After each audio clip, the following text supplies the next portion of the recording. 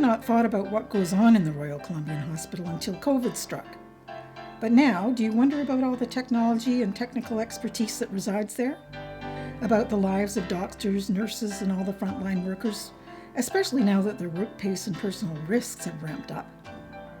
What about the huge new renovation? What part does the community play in funding that? Jeff Norris, CEO of the Royal Columbian Hospital Foundation, is the person who knows. For sure, there's an ongoing need for fundraising. We're in a fundraising campaign all the time, really, in the organization. There's so many big things going on at the hospital. And, pre-COVID, I think people are quite aware that the hospital is going through a $1.5 billion redevelopment. Now, most of it's government funding that's coming into that, but there's so many additional things that we can bring into the hospital to take it from a good project to a really exceptional project. And we've been fundraising around that particular project going back, I guess, 3 or 4 years now, and we'll be fundraising right until 2026 when that project's completed. So absolutely, we're involved with that. But of course, this year's been really an exceptional time for healthcare, Susan, in that no one really expected the sorts of needs that we would have within the system that started in February and continue to this day. So we have been more active than ever in terms of reaching out to the community and trying to find different ways to encourage support of our activities in the hospital as it directly relates to serving patients around COVID. As one of the 3 COVID hospitals within Fraser Health, we continue to see large amounts of activity coming into the hospital and needing to do things in new and different ways. And donor support has been huge in terms of doing that. I mean, some of the really direct stuff that the donors have done is support some of these pieces of equipment and tools that are literally, and it sounds dramatic when you say this, when you talk about donor support, but are literally life-saving pieces of equipment and tools coming in. So, I mean, one of the great examples of a life-saving tool is something called glide scopes. So we've had 3 or 4 of them purchased very recently because of donations coming in. And these are devices that help our physicians and clinicians be able to put in breathing tubes into someone who's having challenges breathing. And if you can imagine someone's coming in an emergency situation, maybe it's a COVID case where, of course, their airways are constricted. Having a specialized tool that allows them to look into someone's throat and down and place that breathing tube where it needs to be is critical. It's super important. Obviously, people need to breathe. It's a life-saving technique. So having the right tool to do that makes a really, really dramatic difference. So we're encouraged that we continue to see great support in bringing things like that into the hospital. So just, is there anything else particular to COVID? Because I'm hoping that you talk about different areas of the hospital and what the needs are. So is there anything else related to COVID that? Sure. By all means. So there's a number of the things that, as you would expect, we're seeing people present in the hospital as usually with some sort of respiratory challenge. So there's a number of things that we're using on that front that are being bought through donated equipment. So things like ultrasounds that can scan the lungs to make sure that we're treating things properly. Direct equipment that's actually used for monitoring patients' airways that is used up in our ICU. And we've been doing some really exciting research on that front of the hospital. One of our physicians who's been on NewWestTV before, Dr.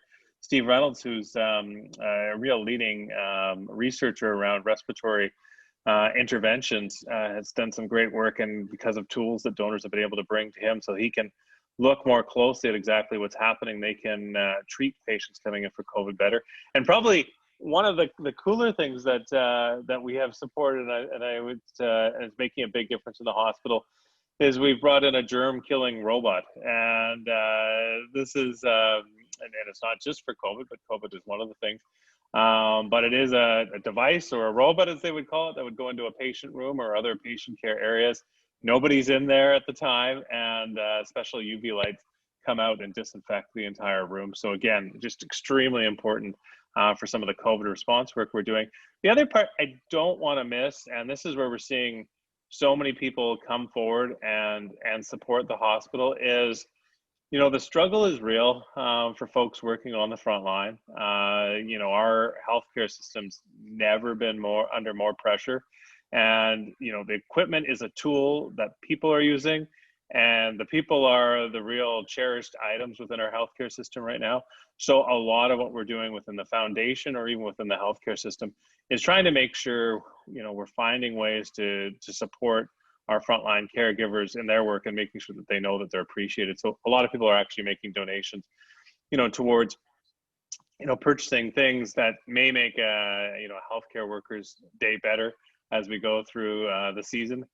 Early on, I remember you and I talking about in NewWestTV, we had a lot of donations of, direct donations of food and doing meal programs and things like that in the hospital. But as COVID progressed, we learned one of the best things we can do is discourage any kind of gathering and discourage those kinds of activities. So now we're doing it sort of very individually packaged and those kinds of things to thank our caregivers. So if people want to donate towards that, that's certainly an option of coming forward. But that's a taste of some of the COVID work, but daily new needs come forward, and certainly donor support has been tremendous in making sure that we can support our hospital and doing its best work. Just to follow up on that, the packages or whatever for the frontline workers here, what kind of things are people sending?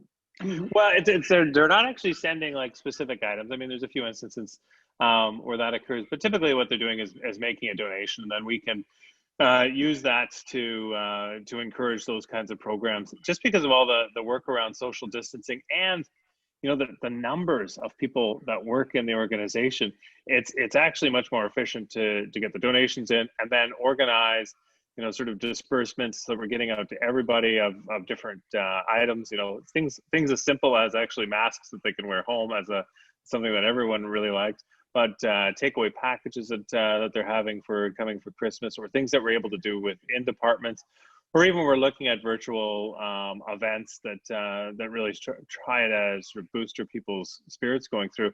But I think sometimes people forget, you look at RCH and depending the direction you're traveling by, you probably look and go, well, that's not a massive building, or it's not a huge campus, but there's about 4,000 people that work there. So it's a huge number of people, right? And so so a lot of times people will say, coming forward and saying, well, I've got 100 of something or things like that. That's fine. We can target into the department, but it's way better if we can take all the support collectively and do something for everyone working under the building right now, because it's such an important team effort that's going on. People might think of the nurses or doctors on the front line, but the cleaners are incredibly important. And the people doing the screening at the front door, and the people taking care of us in the cafeteria. And so we look at all those folks as such an important element of the team, and we want to make sure they support their work that they're doing. Yeah, that's terrific. So now, are you also fundraising? I mean, you're developing this huge hospital. Are you also fundraising for some of the other expanded units? Like, I think you mentioned to me about the cardiac unit is expanding. Yeah, so absolutely are. So the hospital sees massive expansion across the entire realm. The first part of that expansion, and people can physically see it, and it's open now, is the new mental health building. And there's still fundraising going on to support programs and areas within that. And we committed to raising $9 million specifically for that building and its programs and the expansion of work there. So there's still great opportunities for people to support mental health, even though that building is open and operational now, which is wonderful to see. But in our new acute care towers, we're going to see expansions of a number of the programs. So, for instance, our emergency department sees actually more than a doubling of its footprint as it goes forward. And we're seeing donors come forward and support technology and equipment that's ultimately going to end up in that new area. And then we've got something called the super floor going into the building. And if you can imagine it, right now we have two main buildings outside of the acute care tower on the site that connect, and they happen to both connect on the second floor. And then when they build this new acute care tower, those two buildings will connect to that building on the second floor, turning that whole area into just massive floor with our operating rooms and our interventional rooms. And the interventional rooms are really, really cool. I think sometimes people often, will think maybe they don't necessarily understand when we talk about a procedure or we're talking about an operation, sort of the big difference. But a lot of times we're doing procedures that could only have been operations before. So for instance, our interventional radiology folks will go in and they'll remove a blood clot from someone's brain. Now they're doing this with a catheter running up through the veins and going and pulling that blood clot down. So a lot of people would think of that as like brain surgery. Technically it's a procedure. And a lot of times people can go home in very short notice through that.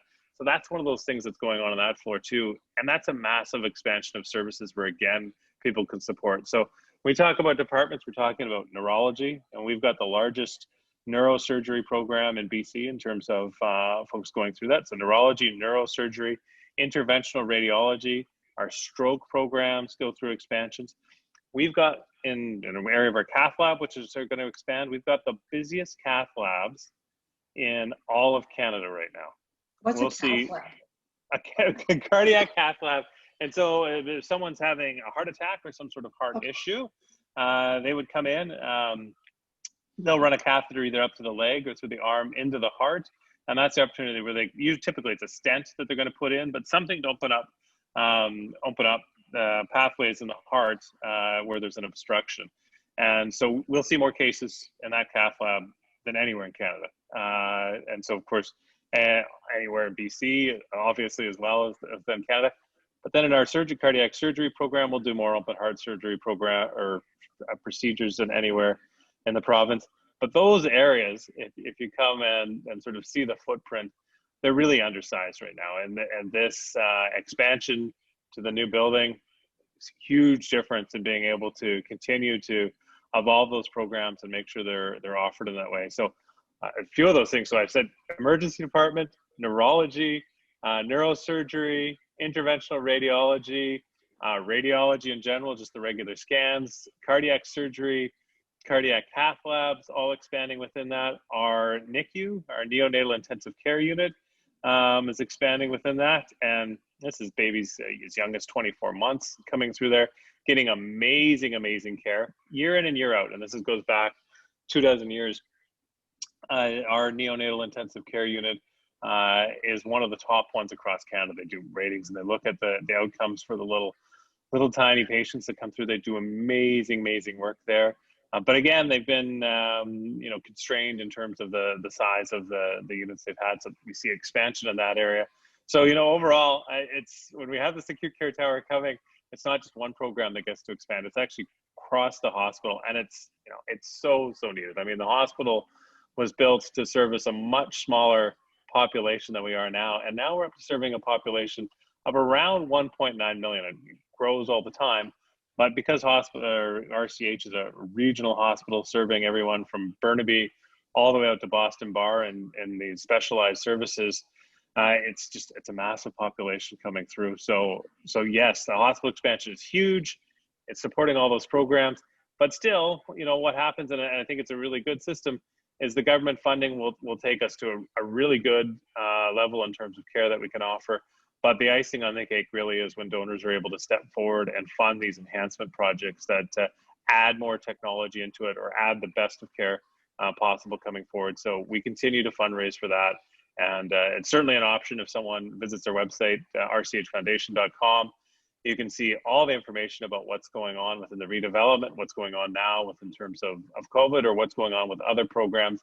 And the really, really nice thing, I think, for donors supporting the hospital is there's an option to make a gift to our greatest need, which leaves it for the the leadership of the hospital and the people that we work with to decide where it's needed the most at this time. But there's also the option for people to target it for a particular area, and it makes so much sense for so many donors. Maybe you've been through the hospital and you've had a heart surgery, and you want to make sure you're giving back to that area. So I love the fact that people have these options of targeting the donation or giving it in a general way. Wow, I think you have your work cut out for you. Are you planning on retiring at some point? Well, I definitely plan to be here for the duration of the build, which takes us out to 2026. But you know what, Susan, I'm super busy in terms of the work I'm doing, and our staff at the foundation are super busy. But the hospital and the folks working there are incredibly busy. And, I've got to say, it's been a huge privilege to work in that environment and to be, part of the solution of what's going on today and offering that healthcare. And, I've worked in other hospitals and I've worked in other, organizations and institutions, and we've got such a collegial environment within RCH. I mean, that's something I think that makes it really, really special. And people have over time developed to work really well together. And I'm not going to say that's typical in hospitals, because, you've got sort of the, people that have strived and worked hard to get where they are.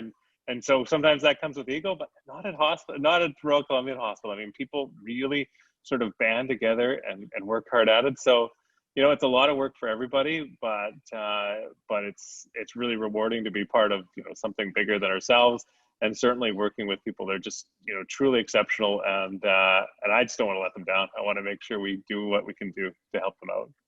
That's great. Now, are you also a bit of a technology nerd? Like, do you like to go and see all? So normally I do, So I am a nerd when it comes to this equipment and sort of understanding the procedures. I do get very excited about it, and I do get very interested in it. Right now during COVID, as you can imagine, some of the sort of normal pathways, even for someone like me that works in the hospital, are closed down. We don't do department visits, and I don't pop up to see somebody in one of the areas right now. We're closed to visitors and all those sorts of things. So, I'm very restricted in where I work, and rightfully so.